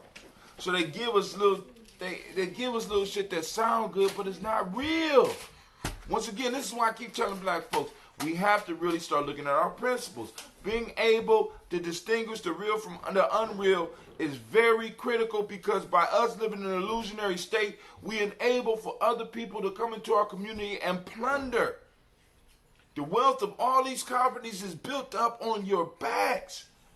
And now it's becoming impossible for any of us to even try to compete. Because you know what? If I can't beat you at what you do, I will buy you out. Big bank take little bank. Like I used to do it too, and I'm guilty of it. When we talk about we got $1.2 trillion worth of spending power, family, what the fuck is that? What is it, 1.2 trillion?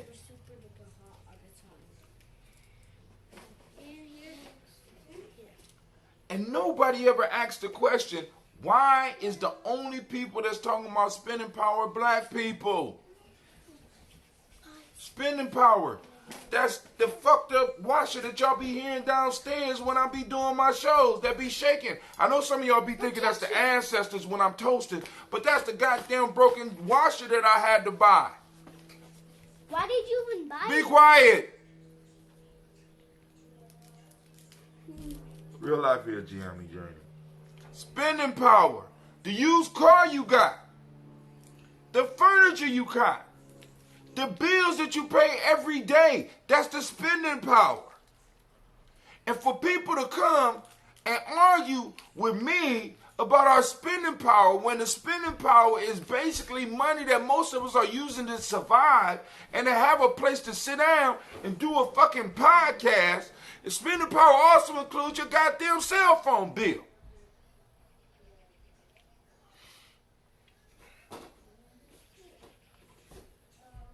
Nobody talks about the $1 trillion that the Asians got in spending power. I don't hear no articles about that. I don't hear Asians jumping on each other about that shit.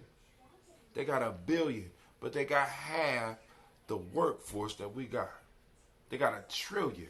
We got 1.2, maybe 1.3, maybe 1.4, somewhere in there. Because I know somebody out there is very critical of it. They're going to listen to this and they're going to get straight to that and be like, Brother Hatem, you wrong about that. But it's not. It's below $1 trillion. I mean, like I said, it's below $2 trillion. Let me put it that way.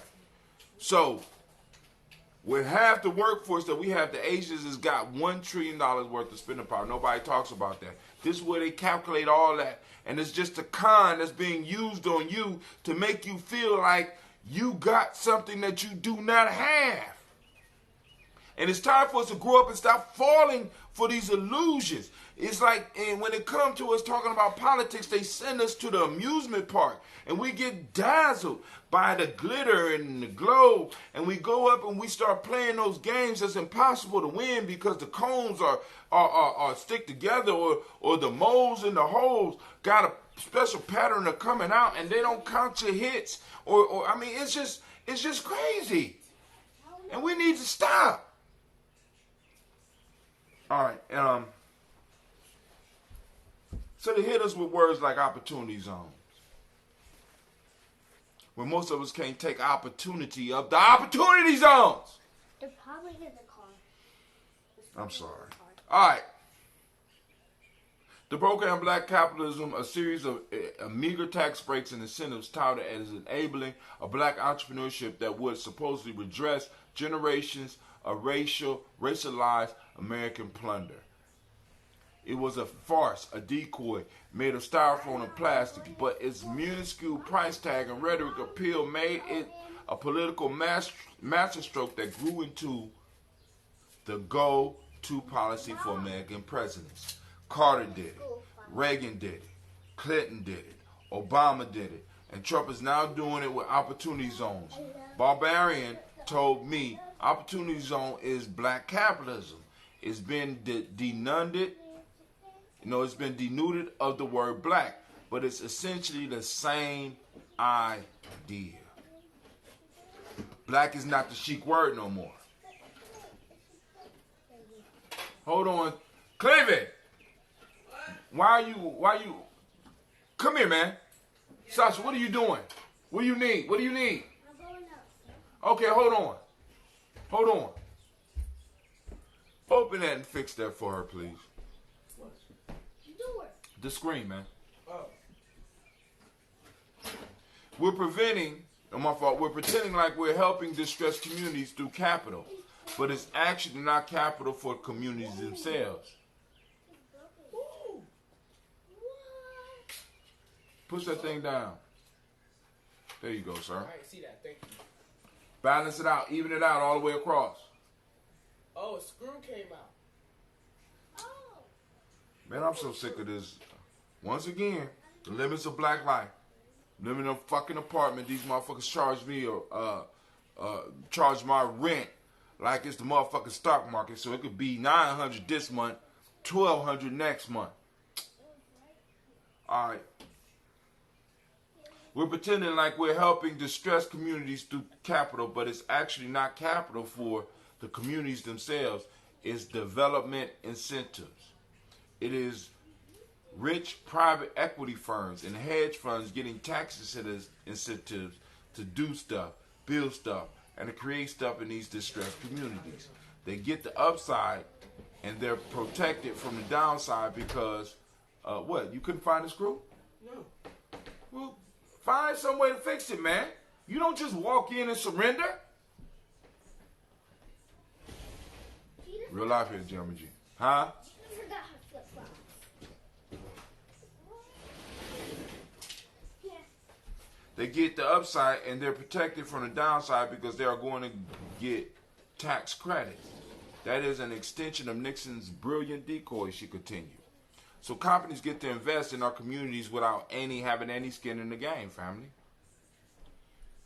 So I don't have to invest in your community. I don't give a damn about you. I'm looking for a tax break. That's all it is. I didn't know it was this long, so I'm going to go and end the show. But, let's see. Have I got... Hey, Nation Builder, hi, Tim. What's up, Kirsten? All right. Well, some people still on, so I'm going to go on in. Remember, we will be moving the show to Giami Journey. Hey, Cleve, you need to hurry up, man. Close this door because Fly's coming in. While Nixon played off determination rhetoric during the Black Power movement, Trump taps into the language of uplift favored by rappers today, drawing from the entrepreneurial spirit that flows through the genre. Trump Opportunity Zone proposals has found strange bedfellows in business-minded rappers like Nipsey Hussle. In February, Forbes ran an article on Nipsey Hussle's titled, Inside Nipsey Hussle's Blueprint to Become a Real Estate Mogul. The piece plotted out Nipsey's entrepreneurship in an opportunity zone in Crenshaw and discussed his plan to expand a broader opportunity zone-based fund in 10 cities with his business partner David Gross, a Los Angeles-based real estate developer. The expansion plan centered on collaborating with local celebrities like rapper T.I. in Atlanta to build a network of tax-advantaged businesses in low-income neighborhoods. In his wake, many publications recounted how Nipsey business touched the lives of Los Angeles residents and provided a lasting sense of community and ownership. And yet, it's difficult to separate programs like Opportunity Zones that assist high-profile black entrepreneurs like Nipsey to buy back the block from cynical policies of politicians like Trump's who ruthlessly undermine plans promoting systematic racial justice. So what we're doing is we're trading We're trading government responsibility for a few of us to have entrepreneurial success. Think about that. For decades, programs providing tax breaks and incentives to a high-profile black entrepreneur have sucked all the air out of policy conversations addressing racial, economic, inequality. These dialogue. You just went out. What do you want?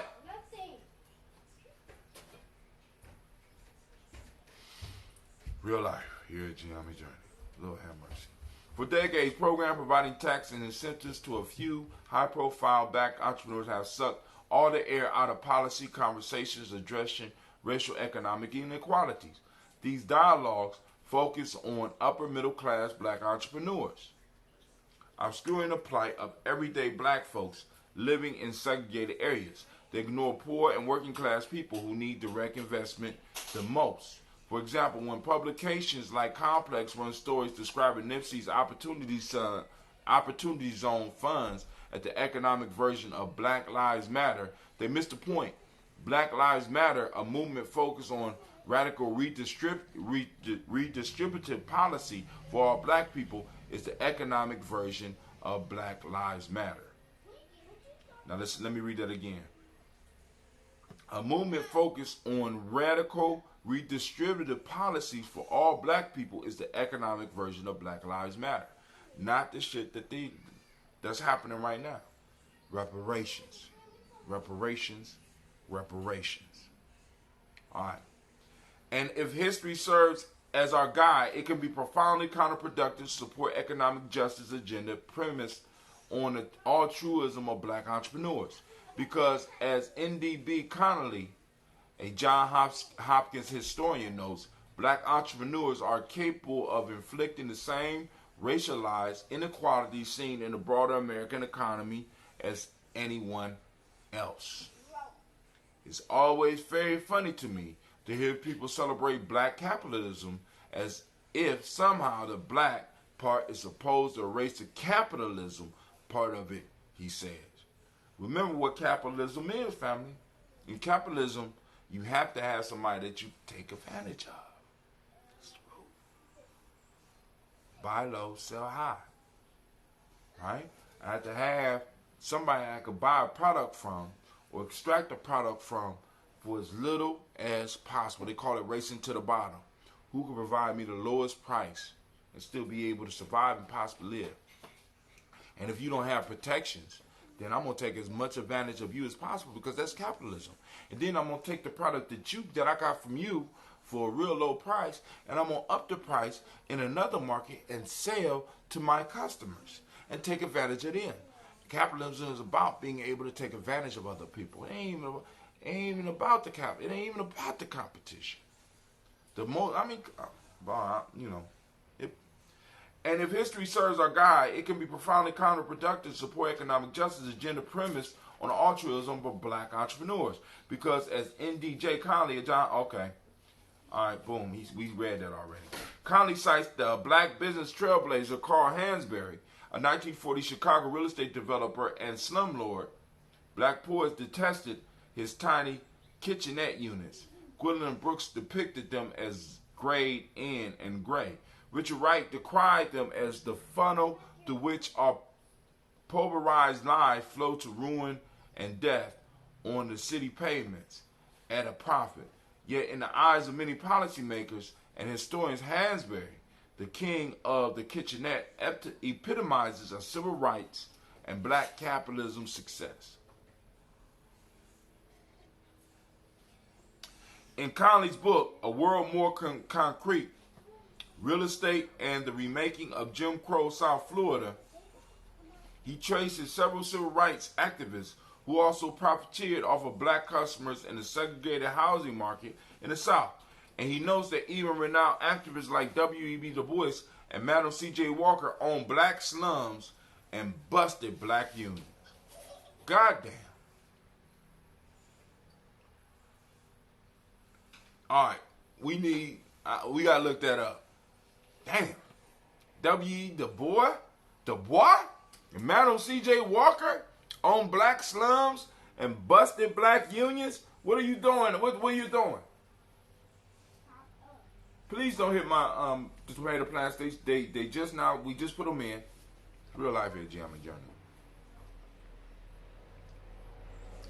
And the part, my fault, in the past and present, the rub of black capitalism is evident. It measures success in a few black entrepreneurs, while the everyday black people living, working, and shopping in segregated economies still face existential financial threats. They're still plagued by the wealth gap, squeezed by discrimination, and targeted by predatory businesses. For these people, moving their dollars from a white firm to a black one can provide cosmetic change, but rarely does it fix the fundamental underpinnings of racial inequality. Let's see how much longer we got. We almost done, family. Bear with me. If we need any evidence of the fertility or the futility of black capitalism, last spring the nation's leading stratification economist at the Samuel Du Bois Cook Center on Social Equality published a hefty report rebutting the harmful narrative that buying black, banking black, or fostering black entrepreneurship will close the racial wealth gap, concluding that it is time to move beyond these fallacies and confront the root causes of the racial wealth gap. Otherwise, we will whistle in the wind and the racial wealth gap will remain unchallenged. None of this is to undermine the vitality of black economic solidarity and institutions. Boycotts, whether of buses in Montgomery or Starbucks in Philadelphia, can serve an excellent organizing tool and often command crucial media attention. Moreover, scholars like Eddie Glaude Jr. explains that for generations, black churches and social clubs, schools and colleges, newspaper, Masonic orders, and fraternal and sororial organizations, this broad associational life of black America served as the life force of communities under continuous racial assault. But even today, while black institutions and businesses continue to provide communities with many essential social and political services, they simply aren't capable of generating the resources to address the racial economic inequality. Closing the gap requires dealing with inequities in housing, employment, investment, and assets. This task requires recognizing black people not as consumers or entrepreneurs, but as citizens, members of a society with a national debt to which black people have claim. To access their citizenship, black people need not spend more money at certain stores. They need not to start more businesses. They need not to settle for tax breaks. The debt of Americans' citizenship has been incurred many times over, and the bill is past due. It is now up to the United States to pay the tab. It ran up. Calling this a debt is only the path to equality. It's daunting. It isn't simple. It isn't a simple political slogan. It costs much more than banking black or buying black. Detroit demands more than meager government lip service. The mission lacks this liberating autonomy and agency captured in so many songs and movies that imagine freedom through black business. But if we are ever to create economic justice, we must change the way our art conceptualizes that justice. We must change the stories we tell. We must tell the truth. That's by Aaron Ross Coleman. Let me look and see who this dude is. Good ass writing there.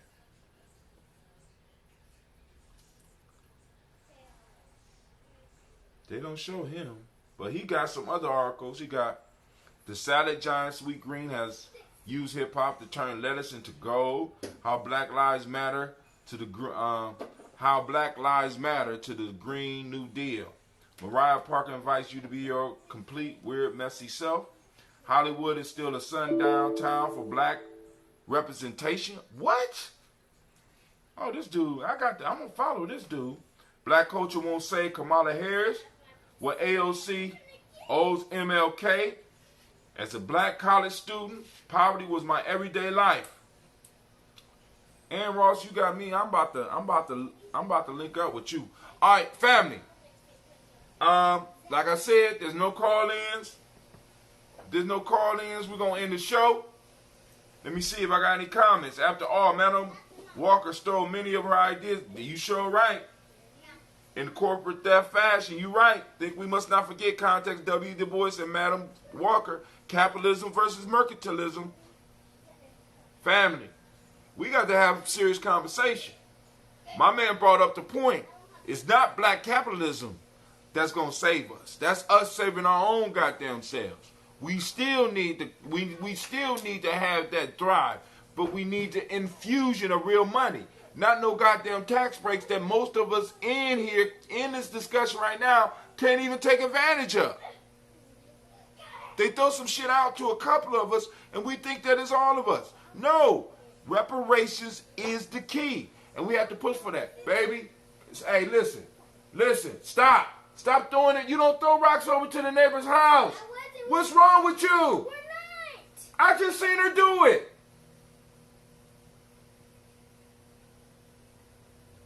Man, family, this is Real Life with Jamie Journey. My daughters is off the hook. I got to get up off of here. This is Brother Tim. I want to thank you for joining us here in the Congregation of Mighty. This is Giami Journey Media. This is a Heart of a Simple production where we strive to blow up your old paradigms. I'm out.